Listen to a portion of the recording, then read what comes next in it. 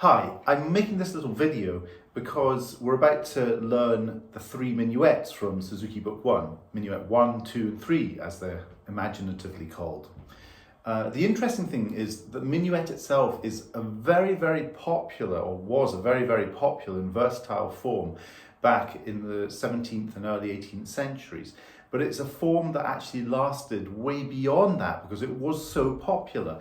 And so it became a real linchpin in the development of the classical symphony. Now, when we're looking at a minuet, people from that period, like violinist composers like Matheson, described it as being moderately cheerful and sometimes quite noble. And that's the character that we're trying to imbue into this music. The other aspect of it is that there shouldn't be any rushing of the beat by playing the third beat shorter than it deserves. I can give a demonstration of that. If we have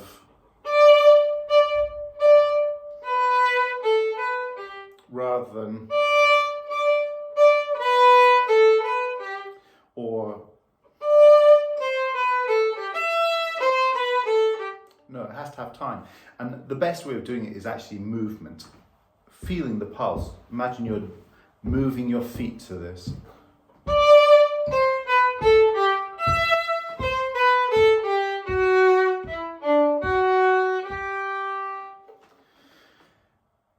The form of this piece, you'll find that in minuets there are 2-bar phrases and 4-bar phrases. And these units need to be clearly articulated with poise across the bar lines. And one of the most common formulas for phrasing in a minuet will be 2 bars plus 2 bars plus 4 bars. And if we look at Minuet 1, for instance, we'll see exactly that formula. So here's the first 2 bars.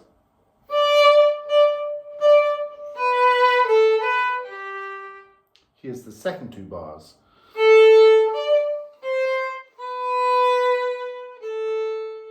And here's the 4-bar phrase.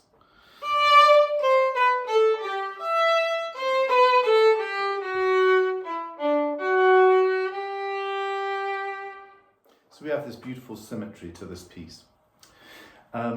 Sometimes the first bar can be used or thought of as an upbeat to the second bar, leading to the second bar. Now that's very much the case in the second minuet, where we have this figure at the start.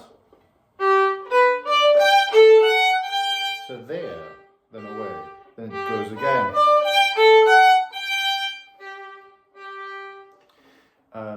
You might also see it in the Minuet 1 as well, where we have, now it leads to there.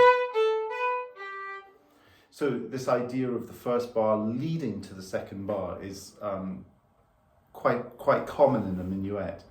Then the other interesting thing about it is that the musical emphasis is in opposition to the dance steps, which come in patterns of 6, so 2 bars. And in the dance step, there's a strong emphasis of the beats 1 and 3 in the first bar. So your musical emphasis is different from that. And very often the bowing helps and supports that. So in this instance, in Minuet 1, we have the down bow, then the light, down. So you can look at a minuet being danced, but the musical emphasis is different from the dance movements that they're actually making.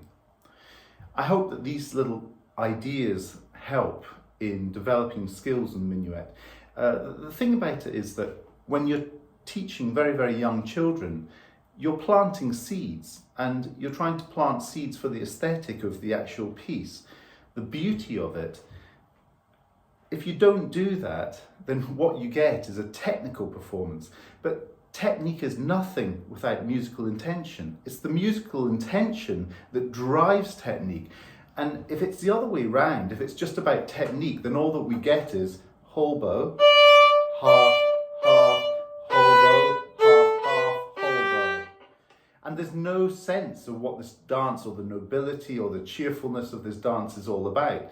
But if you can plant the seed of what you're trying to describe, the story you're trying to tell, then there's a chance that these minuets will really come to life, not only in the young child, but also as they get older, and they'll have a greater understanding of the charm of this dance.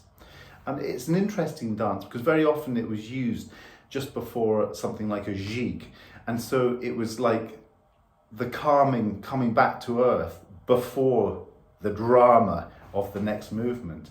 And that sort of feeling is what you're trying to put across to the student. I hope that helps before we start looking at these minuets. Bye.